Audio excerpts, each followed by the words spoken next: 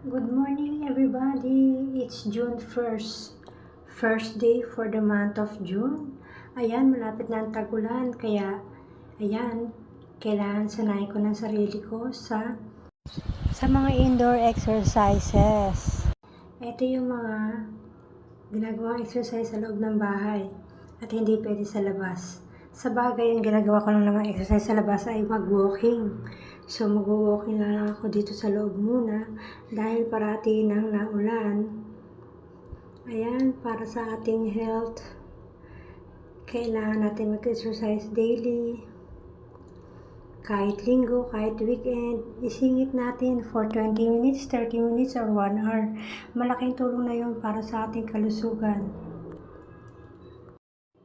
Alam niyo, minsan tinatamad na rin ako mag-exercise pero iniisip ko na lagi na kailangan to ng katawan ko para patuloy ang aking paglakas, para patuloy ang aking paggaling. Kaya kayo guys, kahit wala kayong sakit, mag-exercise din kayo at least once a day. Kahit 20 minutes lang, malaking tulong na yon.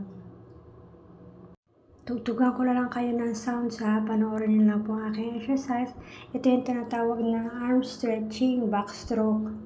Ayan. Inom muna ako ng tubig at ako'y napagod na. Pinawisan na si Inday, kailangan minom ng tubig. And then, back to exercise na uli.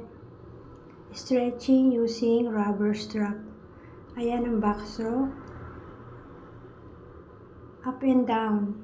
Backstroke exercise sa likod ng aking, ayan, sa likod ng ulo.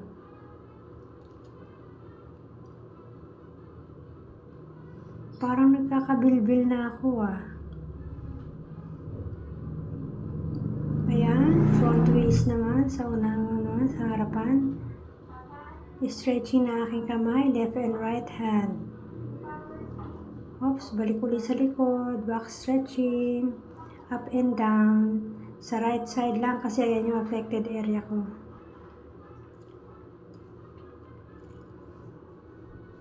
Twenty counts hanggang sa mapagod.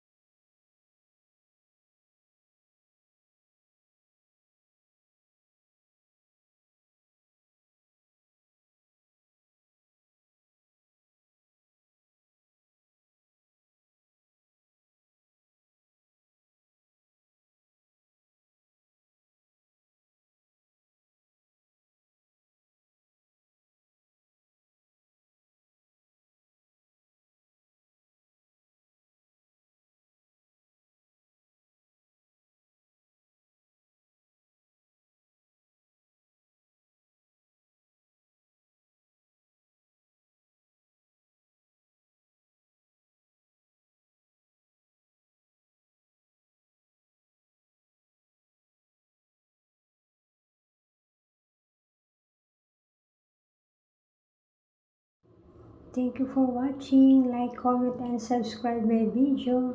Thank you sa aking mga supporters na araw-araw nanonood na aking video, sa aking mga top fans. Thank you so much. God bless you all.